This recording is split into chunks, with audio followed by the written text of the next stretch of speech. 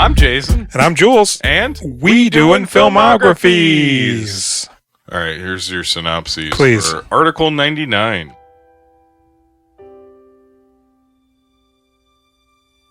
Dr. Richard Sturgis leads a team of compassionate doctors at a veterans hospital. Along with Doctors Morgan, Handelman, and Van Dorn, he fights to deliver adequate care to needy veterans in the face of funding cuts and corruption. Mm-hmm. This movie fucking sucks. Where do you think it was taking place? Where was it set? I mean, at one point I thought Chicago, but I was also kind of thinking like the East Coast, like Maine. I was thinking D.C. Apparently, it takes place in, where did it go? Kansas City. Oh, you know what? The farmland makes sense, yeah. A couple of trivia facts. So, for one, this has a 43% critic review on Rotten Tomato, 54% audience score. The movie itself was scored by Danny Elfman, of all people. Really? So he's responsible for the horrible score? You hear, there's like one moment of zaniness that's like, oh, that's Danny Elfman. Everything else is just complete schmaltz. Roger Ebert gave it 1.5 stars. He fucking nailed that review. Yes, you read it? Yeah, because I thought this was a me problem watching this movie. I was like, you know what, Jason? Maybe you're not in the mood for this. Mm-hmm. I actually had like a lot of weird weed anxiety before the movie started. Oh. I had gotten high, an hour before, because basically we put the kids in bed, right? Mm-hmm. And then we've set it up where I get a half hour to come down here, and I pick up all the toys. Oh, sure. And do all that stuff. And I smoke some marijuana and reset my brain so that I can go upstairs to hang out in the dark for an hour, hour and a half while they go to sleep. It's nice to have that break, then it's not as upsetting. So I had that weed still in me, and then I was just like, I just didn't want to watch the movie. Like, I started it up and Jenny was talking, so I paused it right away, and then we went out for a cigarette and came back, and I was like, I don't want to watch this. Once I saw Kiefer was in it, I was actually excited to watch it. I was excited once you said, this movie's kind of awesome. And I liked it. Okay. The problem is, and touching back to the Roger Ebert review, he taking a snippet out of that, he says, a movie that poses as an angry comic indictment of the Veterans Administration hospitals, but is actually more like an opportunistic sitcom than anything else. Then they liken it to Born on the 4th of July, which came out before it. They're like, how can you see a movie like that and make this? Where it just feels like they're trying to be MASH. And while we're watching the movie, I'm like, a couple of times I'm like, this feels like it should be a TV show. There's so many like loose threads and like jarring breaks in the story to go somewhere else. The whole thing where they're rushing the guy around who has a heart condition, the redheaded Eli nurse Wallach? keeps no, that's he doesn't. Oh, are you talking about Troy, the main guy they're trying to help, who gets like fucking 20th billing? Yes. The farmer from the beginning? Where I was like, Troy. Who the fuck is this guy? I got his name right. Pat Travis, played by Troy Evans. Okay. Who was in Fear and Loathing. He was the police chief. He's been in lots of stuff. I've He's seen him in in lots of things. Under Siege. Okay. He's also one of the gangsters in My Blue Heaven. Oh, really? Which, the old crotchety nurse, she plays Steve Martin's mother in My Blue Heaven. Okay. Vincenzo. Sempre il più bello. A little bit of a crossover there. Also, did you notice, let me see here. Lynn Thigpen was from Where in the World is Carmen Sandiego? As well as the Warriors, yes. But not only that, Kathy Baker, Dr. Diana Walton. You know who she is? Do I know who Kathy Baker is? Yeah, the redheaded doctor. From Inventing the Abbots. There you go. And Picket Fences. And Edward Scissorhands. Yeah, I know all about Kathy Baker. Oh, man, I kept looking at her the whole time, like, why am I attracted to this woman? Really? It took you that? Okay. I mean, I guess I know who she is, so I never, yeah. Mm-hmm. I remember being like, she seems kind of old for Liotta. But there's only a 4-year age difference. She doesn't. And as soon as she hornies up on him, I'm like, oh, yeah. Yeah. Yes. Yeah, at first, it's not clicking with me. No, Especially like Kiefer and Leah Thompson. Who's also very cute in this. Oh, you thought so? Yeah. I wasn't really getting that vibe, but... Did you know Liotta was going to lots of open heart surgeries? I didn't. Oh, yeah, man.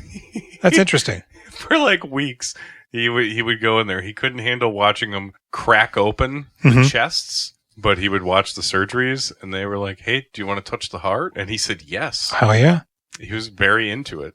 This is when he was young. It was in a later interview where he's like, I was young, maybe I went a little overboard. I didn't need to be doing that much prep, but... Well, so speaking of, another related bit of trivia. Apparently, as he saw his character as one of the good guys, he felt that he should dislike John Mahoney, Yeah. which he did both on and off camera. That's a bummer. John Mahoney's a real prick in this, but Like he would leave the room when John Mahoney would come in, the makeup room and shit. well, I wonder if that made Mahoney sad. Well, so at the very end, after they wrap, Ray Liotta goes up to him smilingly, it says here, and he says, "It was a pleasure to have worked with you." To which Mahoney replied, "I wish I could say the same." Yeah. Of course, John Mahoney is the dad from Frasier. And from Everything. Say Anything, he's Ione Skye's dad, the Yeah. embezzler. Ione? I don't know how do you pronounce it. It's Ione. I used to know. Ione. But I was thinking about how fucking John Mahoney's a real prick in this movie. Yeah, he And is. it seemed like he just settled into prick roles. You never get tired of trying to ridicule the administration of this hospital, do you? Probably as soon as he got to like 40, it was just prick central from there on out. How long ago did he die? Like 10 years ago? I don't know. 2018. The crotchety nurse, she actually died in 91. Really? Yeah, like literally probably as this wrapped, but before it came out. Fucking wild. Because this came out, this is credited for 92. She didn't seem that old. Was she like 55? 61. Her name was Julie Bovasso. That's a bummer. She played Amelia Studervant. Also, apparently, Ray Liotta, John Mahoney, Keith David, Forrest Whitaker, Eli Wallach, and Troy Evans all appeared in the TV show ER. Huh. That's interesting. Well, I guess ER is kind of a little bit like Law and Order, you know, where it just kind of cycles people through. Yeah, Troy Evans was the only actor of the bunch who was a regular member in this series. I'm shocked that Troy Evans is still alive. The character that played the wife of Pat Travis, Troy Evans' character, she was in a 1985 movie called Rappin' with Mario Van Peebles and Eric LaSalle. Oh, man. I bet you that's good. I've told you once, now I'm telling you twice. Don't push for a third, cause I'm not that nice. Hood tried to be polite, calm as can be. Any more interruptions, you deal with me. And then the redheaded nurse, Michelle Little, she was in a couple of things. Seemed like she fizzled out kind of in 99. What's up with Eric LaSalle? I don't know, man. Isn't that weird? He didn't come back to the sequel to Coming to America. I mean, maybe he read the script and was like, well, this movie's bad. I don't want to be in it. Coming to America 2? Yeah, isn't that bad? It's bad in that it's just a retelling of the first movie, a reboot, but it's good in that we get to see all of those beloved characters again, except Eric LaSalle and Samuel L. Jackson, which is very surprising. At least for Samuel L. Jackson, I mean. We start on the farmhouse, right? We do, yeah. Troy Evans is getting ready to go into town to go to the VA because he needs heart surgery. bypass. Triple bypass, right. And so it's a real John Q. Tommy Goes to Washington kind of a moment. Mr. Smith. As he's driving in, he's passed by Kiefer Sutherland wearing a lopsided mustache, driving like I don't know what it is, some sort of sports car. Sports car. Yeah. Passes him, goes to the doctor's thing. And Yeah, then we follow Kiefer. I was like, wait, what happened to the farmer? Yeah, Is he not really a character? as soon as he goes in, it's like his head's on a swivel. He's a bucking headlights. And he's just kind of bouncing around. We meet the nurse from Carmen Sandiego. Where the hell you been, Turn? We've been expecting you since noon. And I think we probably see Ray Liotta a little bit, right? There's You go into the surgeries there. the surgery, right? Because he runs into John C. McGinley, who most people probably know from Scrubs. Yep. And he's like, oh, yeah, I'll show you around and let's go check out this surgery. And that's when they're saying the guy is in there for, what's the thing they touch on in men that makes them orgasm? Prostate. Prostate surgery. Why are you doing open heart? You know? Because why would you do the prostate surgery? He's going to die if we don't do the open heart surgery. Right. So what they do here is, and it's never clear, John Mahoney's character's name is Dr. Henry Dreyfus. Why didn't they just name him Dreyfus? Dreyfus it just calls attention that's unnecessary. I just feel like this whole movie a farce? And none of it seems real. That's other than the VA being monstrous and yeah. a battle and it fucks everybody over. That's the problem, is that this seems like it should have been a damning commentary, right? But instead they go for like comedy and... But it's not really funny. It's not funny. It's kind of sad. It's kind of gross. Yeah. How they handle some of it. I feel like if it was... I think you had to go like madcap funny for this thing.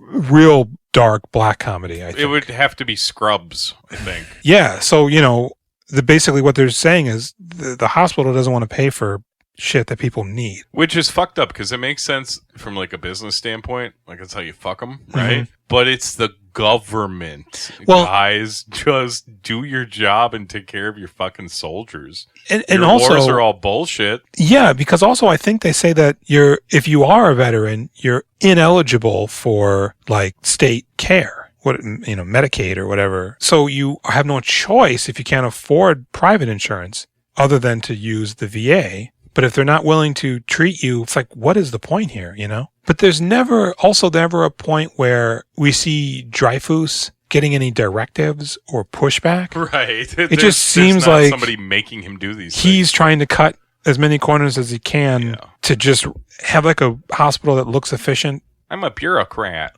I guess, right? God, like there's those burn pits where they would just burn everything. They're burning batteries, burning all sorts of shit. And like all of those people die of horrible cancers. And they're like, yeah, we're not gonna help you. Well, we don't know why you have cancer. Oh yeah, like Burn Agent pits. Orange, PTSD, which is what shooters got. Even like the police and fire people in 9/11 are still, Jon Stewart, are still not receiving the appropriate amount of care for like dealing with, the nation's largest domestic terrorist catastrophe. Shit's so crazy, dude. Isn't it? We can take care of it, no problem. But they're just like, no. Yeah. So the farmer, he comes in and it's just like a madhouse in there. And it's fun that he's like your eyes into this shitstorm. Yeah. I grew up, my mom, she was on food stamps back in the 80s, back before they kind of updated the program to what now you just have like a card. Back then it was like you'd have to wait in line, fill out forms, and they'd give you a ream of stamps that had dollar amounts. And it just took forever. And if you missed your number or you went to the wrong, if you didn't have the document filled out, you'd have to leave the line, go fill it out and get back into line and wait more and shit. Probably with like your 3 kids because you can't afford child Exactly. care. Yeah, we were always there, right? So this guy, we see a guy at the front of the line. They're denying him because he has no proof that he's disabled, even though he filled out the form. So what does he do? Takes off his fake leg and starts bashing the table. The security guard escorts him away. Yeah. His file goes into review. And here's where it's like super depressing. They bring the file. Was it his or was it the farmer's? I kind of think it's the farmer's. I kind of think so. It's the farmer's. Yeah. So he gives it to them, and then they put it in a box. It goes on a conveyor belt, in and amongst other files. It goes back to the room. Yeah, it's a giant storage room. Boxes upon boxes upon boxes. Yeah, with like no. This can't be true, right? It could be. It could very well be, considering how many veterans there are, especially back in the 90s. I mean, we didn't even go to the Gulf War yet, right? When is that? Is that 93?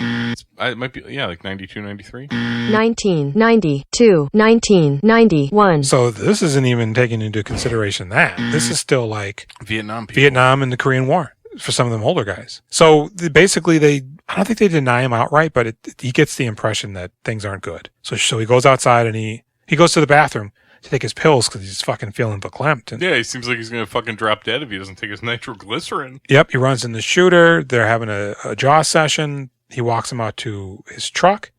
And so shooter says, well, I qualified for Article 99, which basically means he was cleared for whatever services he needed. But because he didn't get him in the line of combat, they're not going to help him. So he just gets into his Ford Ranger and just fucking drives through the front of the hospital, man, and takes out his M16 or AR. No, it's probably not an AR then. And he just starts going nuts. This is also fucking crazy because it's like you're driving into the hospital. There's people just like you in the lobby. You're firing that gun left and right. There's a basement. There's floors up on top of you. So many people would be dead. Yeah. This is so stupid. It's very stupid. He's bleeding. And they're playing that awful music.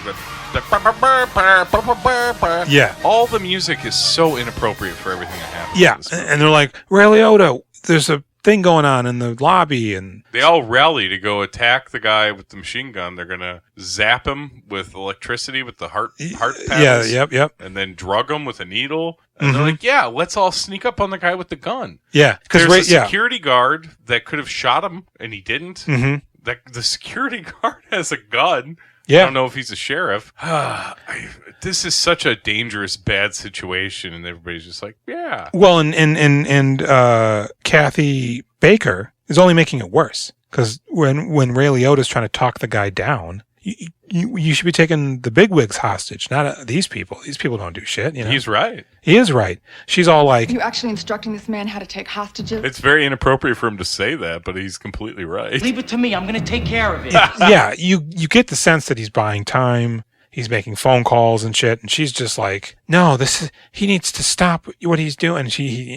I'll staple your butt to the floor, lady. So yeah, they zap him, they drug him and get him under control. But after all of the mayhem, Keith David, he calls a news crew, and because Keith David's character, it's unclear. He's a vet, but he's always there. He's got clearance to be, I mean, not clearance, but he's got apparently like standing permission to just be anywhere. It makes no sense. He doesn't seem to be there for treatment. No, we see him everywhere. He doesn't seem to work there. He doesn't seem. He's got a phone attached to his wheelchair. Yeah, he's got a wheelchair. Phone. He's got a gold tooth. Man, I like Keith David, but I did not like this character one bit. It's one of those characters you just see immediately what it is. So he calls in the media, the farmer collapses, they administer him. Kiefer Sutherland goes to change a cable or something, sticks a needle in his throat, and it just starts spurting out blood. I don't think he didn't stick the needle in his throat, did he? Was he going to change the line? The line. And he moved the needle. Oh, he moved it. Probably ripped the aorta a little bit. Yeah. Fuck. It's blood, red paint just flies everywhere. Yeah, he's like, oh, good, Kiefer, you touched his neck a little, and now he's dying, and you have to fight to save his life. Yeah, and they do and everything, but it's like, dude, man,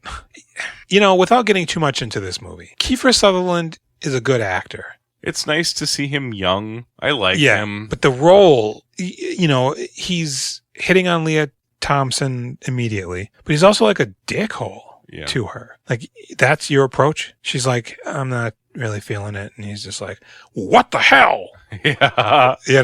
What did I do to you? We all see through you. We know exactly who you are and what you are. First off, it's day one, right? Anytime a man approaches a woman with romantic intentions, within the first few moments of meeting her, it's clear your only intention is sexual because the only thing you know about her is that she's good looking. So if that's your intention, then just say that, right? Does she have a boyfriend?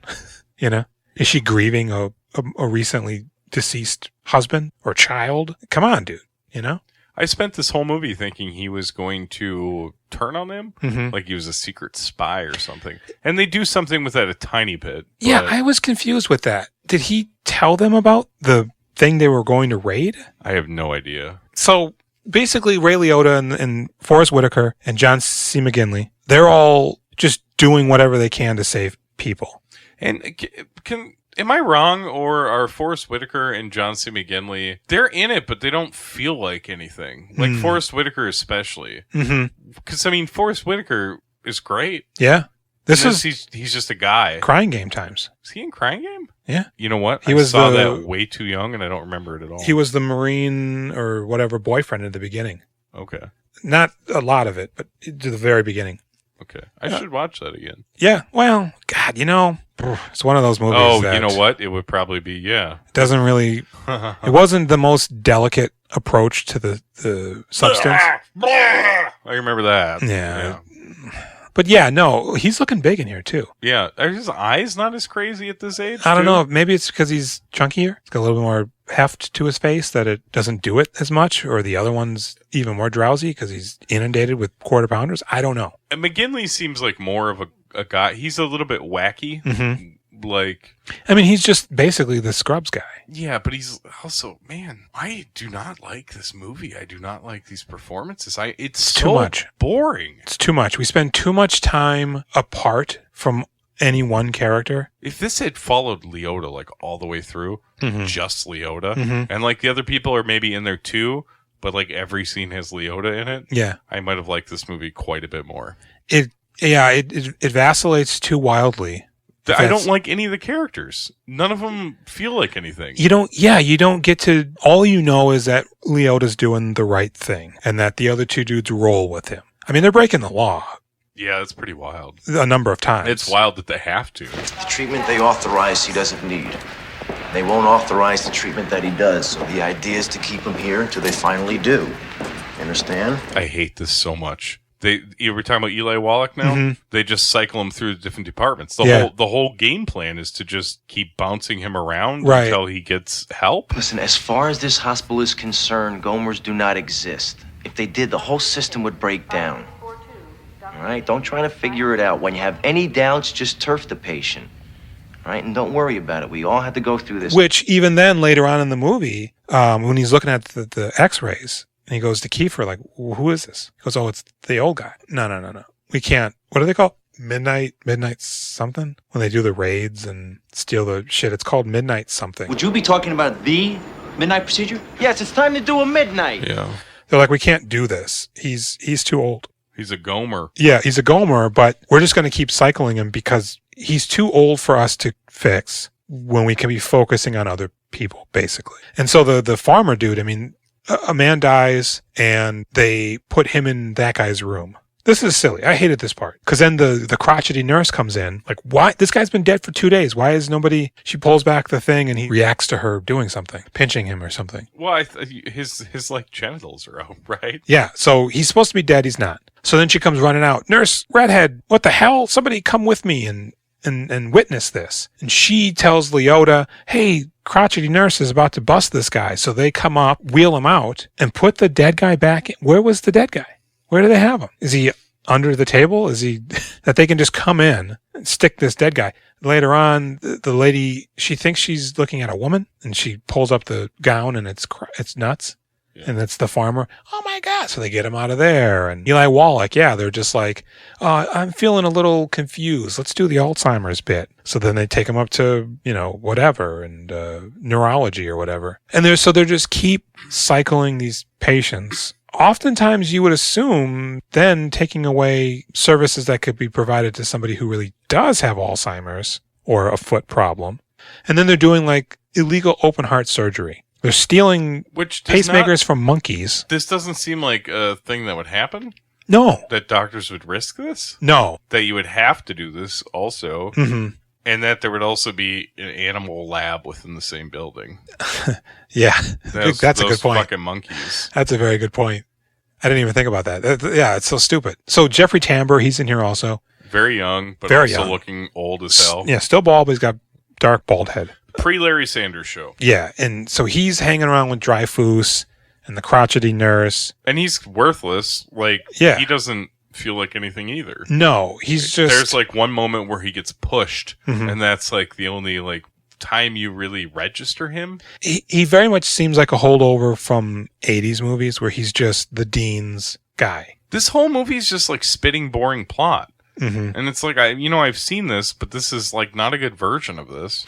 It's weird. It's like when you got to take medicine and maybe your mom would put it in like a spoonful of ice cream, but instead it's like, here's a full bowl of ice cream and I forgot the medicine. Yeah, that's pretty good. Because it's like, man, look at this shit. This is insane, but it's played up for laughs. It seems far too insane to even be a real commentary. It's too partial. Yeah. There's no way it could be this nonsensical. No. It's so stupid. It is. And yeah, it's just like chock-a-block full of talent that is really just wasted. I feel like you can see what everybody was going for, like what they maybe saw in the script. Mm-hmm. I feel like all of them were like, oh, okay, yeah, it's a real biting social commentary on how we treat our veterans after promising them something. And I think that's still a problem today.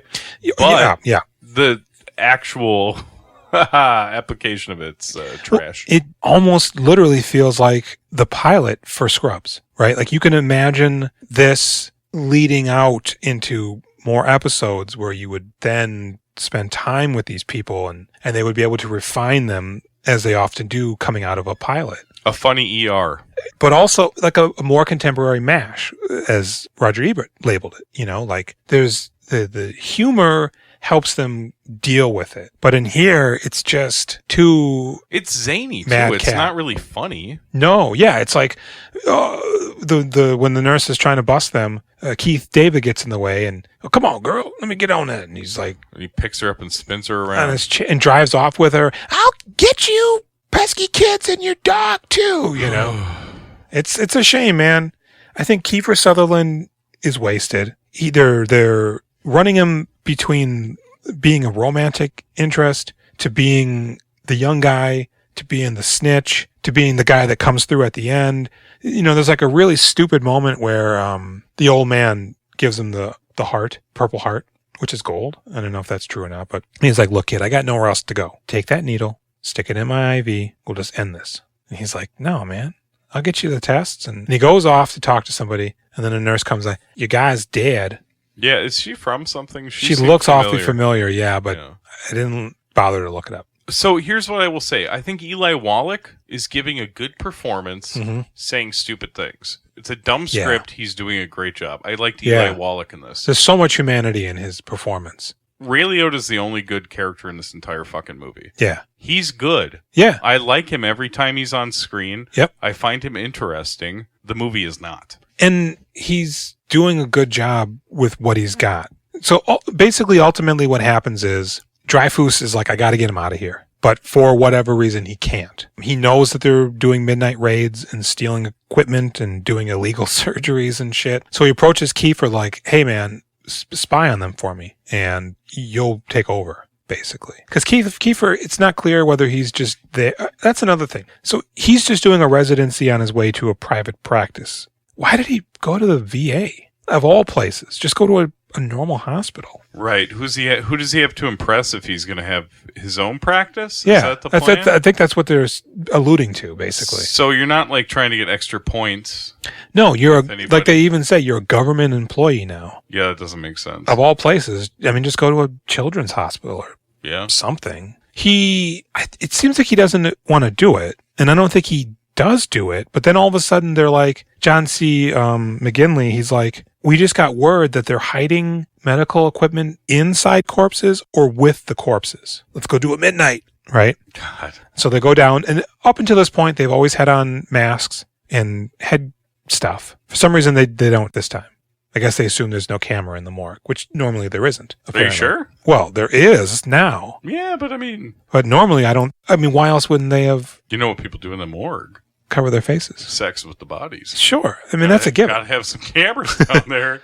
That's a given. So, they're busted, basically. Dreyfus is like, hey, man, we got you. Now, this is a crime. You're all going to go down, or... Ray Liotta, just get out of here. You take the fall. Not only that, but once you're in front of the board and they're hearing your case, you're going to cop to every charge that I lodge against you. It isn't even like, just leave. It's like, leave, but then I'm going to say all sorts of horrible shit and you're going to have to say, yeah. Honestly, about halfway through this movie, a little bit over halfway, I'm looking on my phone. Okay. I'm reading Ray Liotta stuff. I'm avoiding this movie. Here's the thing. When he's watching the video surveillance, Dreyfus is seated behind his desk. Ray Liotta's in front of his desk. And right next to Ray Liotta is the TV and VCR on top of a table or something. Because this is all Kiefer Sutherland does later. Just push eject and take the tape. And he doesn't have any evidence. Yeah. He's not going to stop you. Because that's what Kiefer Sutherland does. Pushes eject. First he breaks into the guy's office. Because Ray Liotta quits. And everybody's like, you can't quit. We had a heart surgery or whatever. Nah, I'm burned out. Right? Oh, he had sex with Kathy Baker's character too. Yeah, it's hot. That was super steamy. Yeah. He's flirting with her, and then they like go into a room, and she's like, I really need to get laid. And then at this point, something big happens, and she's a little shook. So he's like, let's just go get a drink. She goes, I can't leave the hospital. He's like, who said you gotta leave? So they go into like, what, an operating room? Something. And, they're drinking, and he's kind of hitting on her a little bit. And so she's like, well, let's just fuck. And Ray Liotta's like, what? This is like the only point in the movie where she works for me. I don't like her character is just annoying. It's very. I'm prim and proper, and we need to help these patients, and you're doing follow the rules, yeah. Right? So he's like, well, I don't know. I mean, romance or something? And she's like, look, don't be a pussy. Put your dick in me. Yeah, let's just fuck. Or did I get the wrong impression? She says. Bro, I just wanted the dick. I just needed to bang it out. Fucking no, we're not dating now. Yeah, and he goes, what the hell? I thought we had something. No. It's like, what? I mean, no. And even if you did. Play it cool, bro. Yeah, don't just come all up like, hey, girl, I'm your puppy dog. I'm sure that's how I would have rolled too, man. Yeah, probably. Yeah. I would have just pooped in my pants.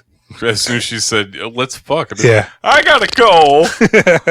That's kind of going on. When he leaves, she goes to him and basically calls him out, like, why you leaving, you pussy? Because he doesn't tell anybody. And then she's like, I'm leaving, man. And he goes, Wait a minute. All right, I need you, okay?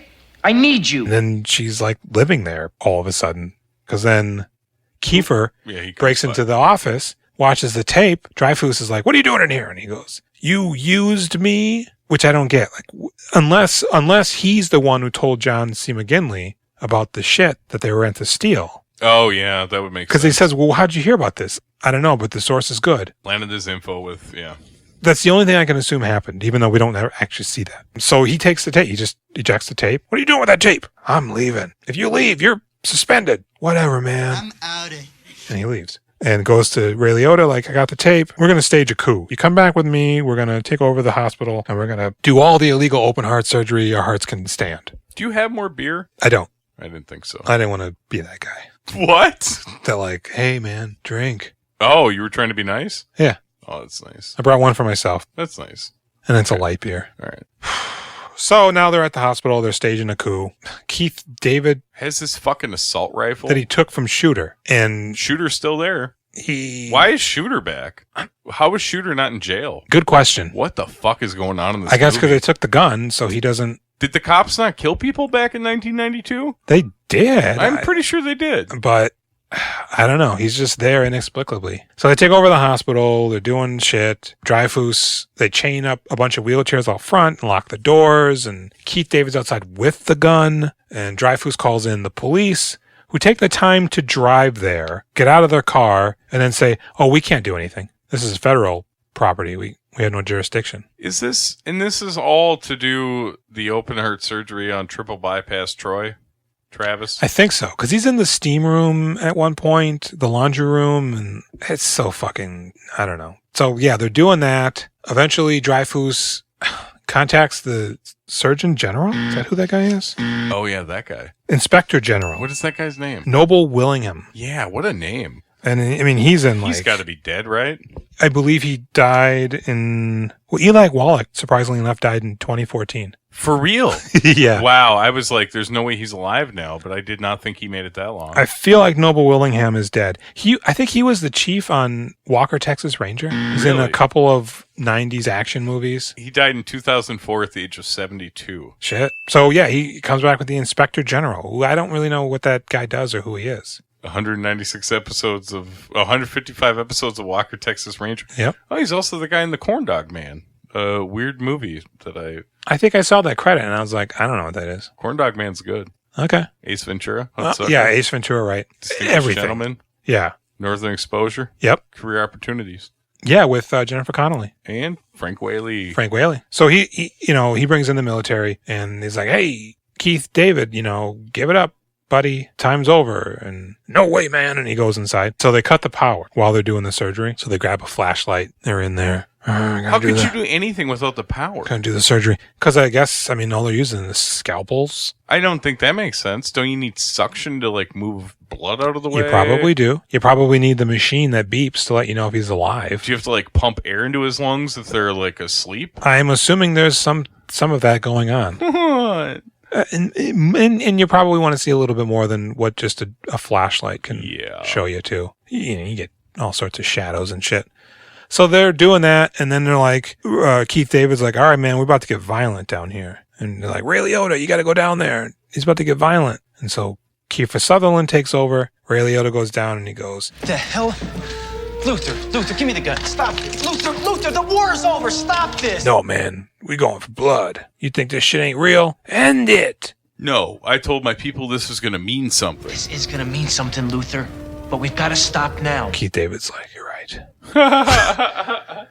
So they let him in. Inspector General comes in and he's with Dreyfus. Well, I'm going to get a resolve on this thing right now. We're going to get some answers, and I mean fucking quick. They get up to the surgery room and Dreyfus is like, you stop what you're doing in there. This is a crime. Inspector General, I want all these guys arrested. And he goes, can't you see what's going on around here? And he's like, oh, I see what's going on around here. Now I'm going to draw a quote here. The Inspector General tells the director Dreyfus, he has seen administration abuse from World War II to Vietnam, which is impossible. If he is the same age that the actor is while he's playing the role, he would have been 10 to 14 years old during World War II, not an inspector general. Yeah. And definitely not privy to administration abuse. So again, it's also not clear why Dreyfus is such a penny pincher. While he's letting people die, you know. It's just a thinly drawn version of what we think is wrong with the system, which is probably true, but yeah. I don't know if you can really pin it to one guy. Usually it's like a chain of 10 people. That's just it. I think we needed a moment where we see a little bit of humanity, where they're breathing down his neck or something. He personally has to deny somebody or, you know, something that would make him just less of a mustache twirling villain. This seems less like it was written by somebody who spent years at the VA and more like it was written by people who were watching TV. Yes. I don't know. I don't think this is based on a book or anything. No, I don't think so. It feels almost akin to another movie that's got a one-word title with a number, Catch-22. Oh, okay. Stalag 17. That was okay. It feels very akin to Catch-22. Is that war movie? Yes, which is you can't get out of this duty unless you're crazy. But if you say you're crazy, then you're competent enough to prove that you're not crazy. Yeah. The only thing I remember about that movie is Art Garfunkel like lying down and then they drop bombs down and clearly he got blown up. They did a newer version. Yeah, isn't that bad with Christopher Abbott from Girls? George Clooney's in it, or directed it. I think he might direct it. I don't think he's in it. And that's what this feels like. Sort of farce, but not a good take on the material. So you said you like this though. I did, but there's a line that has to be drawn. Right? Okay. There's different levels of me liking a movie. Sometimes it's the movie itself, which isn't the case here. Here, it was just being with these actors. Sure. And it's a good collection of people. Yeah, and if you take it, on the one hand, it is a decent doctor movie to some extent. And I liked some of the moments with Eli Wallach and the farmer, even Shooter to some extent. Of course, Ray Liotta, and sometimes Kiefer Sutherland, but not all the time, you know. So I liked it because of the people in it. I enjoy seeing them, especially in stuff that maybe you don't necessarily see, like Forrest Whitaker in too many roles like this, maybe. No, you don't ever see Carmen Sandiego. No, and I said that to Callie. I said, "Oh, you know who she is? It's the chief. It's where are you, Carmen?" And you know. Well, no, she doesn't. Where in the world are you, girl? She doesn't say that. Isn't Carmen bad? Aren't you Carmen's a thief. You're trying to find Carmen. Yeah, she's a thief. She's not in communication with Carmen, is she? No, because she's like, where in the world are you? Yeah. Carmen. Okay, detectives. Excuse me, fourth grader. Do you know the capital of blah, blah, blah, blah. Albuquerque? Yes. Is it banana? I will say this. Yes. The movie has a baffling ending. What happens at the end? Dreyfus gets arrested, basically. Why? Because of his negligence or something. So many people have died under his watch. Apparently. Inspector General's like, take him out of here. Man, they never punish the people that deserve it. No. The farmer gets his heart. He's fine. The wife's like, he's fine. Great. You know. We're going to grow the corn. If you build it. And then it cuts to a voiceover. That's not Dreyfus. It's some other stodgy old guy who is addressing the hospital like they did in the chapel about the rules about having to document all of your shit that you use, your resources and everything. And he's giving the exact same speech. And then it just shows Ray Liotta and Kiefer Sutherland burst in, their lab coats on, but they're wearing like civvy clothes and they're carrying bags of food like they don't give a fuck. So basically it amounts to nothing because the next director is verbatim reading the same script that Dreyfus was reading. Government be government be government. So, you know, at the same time, Inspector General, he's disgusted and he removes that one cancer. But Noble Willingham can't fix the system. Apparently he can't be bothered to do anything beyond... What can he really do? I don't know. What is his job? Inspector General. He's like not the Surgeon General. People have been complaining about the VA for fucking apparently forever. Nobody does shit. I mean, I get it. It's a bitter pill. It's a slap in the face. They've done all this for nothing. Jon Stewart's been yelling for 20 years about the same thing. And he was one of the most popular people in the United States for, 5 of those years he was yelling. That's true. He was just yelling the other day. What happened? Nothing till just now? Didn't he do it? Then he was like, fuck you, Mitch McConnell, I did it? Did they do it? I don't know. I think maybe they did like a little bit of it. Oh, nothing. So that's it. Yeah. Article 90. I'd never heard of this movie. I remember seeing it on the rental shelf. Okay. I think they had it at the grocery store I used to rent videos at in Reamer, Minnesota. Population 300 people. Oh, wow. 5 movies, 5 days, $5. That's where I saw Reservoir Dogs and where I would rent Carlito's Way. Now it's in Laundromat. So, ratings. I would give this movie a solid 5. People might enjoy this. I did not. Mm-hmm. I will give it a 5. Yeah, I'll go with that. Ray Liotta, I would give... I felt like he was very good. I'd give him a 7. He had very unkempt hair, very wild. His hair is a little weird in this movie. It serves the character. He's passionate, though. Every fucking thing he says, you believe. Yes. There's a moment between him and Dreyfus where... Man, I can't remember what the fuck he said, but he was basically like, the only thing that you're good for now is not helping people. And you don't even understand this, what I'm saying to you. Yeah, man. Let's just cut the bullshit, okay? He's in a completely different movie than everybody else. He's on a completely different level. Yeah, which is fucking wild. I mean, John Mahoney's great, but he's not good he's fine in this. Kiefer's been doing movies. Yeah. Up until this point. Everybody's like underwritten. Somehow Ray Liotta was able to like really rip into this shit. It's almost like they filmed a 6-hour movie and just like took little chunks and whittled it down to a mishmash of whatever we're left with. What are your ratings on this thing? I give it a 5. Yeah. Because again, like the Leah Thompson, she's wasted. She lives in Minnesota, right? Oh, is that right? Have we brought this up before? We've never talked about it before. Man, when I was little and lived in Reamer, Minnesota, the people that lived in Longville, Minnesota were like, yeah, I see her sometimes. She lives somewhere around this lake. I thought that was cool. That is cool. That was when she was Caroline in the City. Yeah. Oh, really? Maybe maybe slightly after, but right around that zone. Yeah, which is, I mean, she's effectively Kiefer Sutherland's love interest, but there isn't even that in here. It ends with them kind of smiling at each other. She finally realizes he's not a huge piece of shit. Mm-hmm. Not only because he's changed throughout this insane hospital adventure. So basically, he gives up the prospect of becoming a successful private practice doctor to break the law and more than likely flush his entire future down the toilet after they get caught at some point in the future. And then he goes to jail or Gitmo. I don't know what they do. Great movie. What did you give Ray Liotta? 7. 7. What'd you give him? I'll give him a 7. Article 99. Yeah. The 8th movie. Yeah. So is next week No Escape? Yeah. I think so. I guess. 763-634-1897. That's the hotline. Call it up. For We Doing Filmographies. Yep, that's the hotline bling right there. My name's Jason. I have high blood pressure. You can email us at wedoingfilmographies@gmail.com. Yeah. Find us on Instagram at We Doing Filmographies. I mean, it's everything except Twitter is Do Filmographies. Yeah, I'm going to have a cigarette and see if I can find that box of wine and get another gulp. So join us next week for No Escape? Escape, we think. Yeah. I think it's kind of a shitty action movie, but it should be fun. Cool. Well, we'll find out. See you later. Later.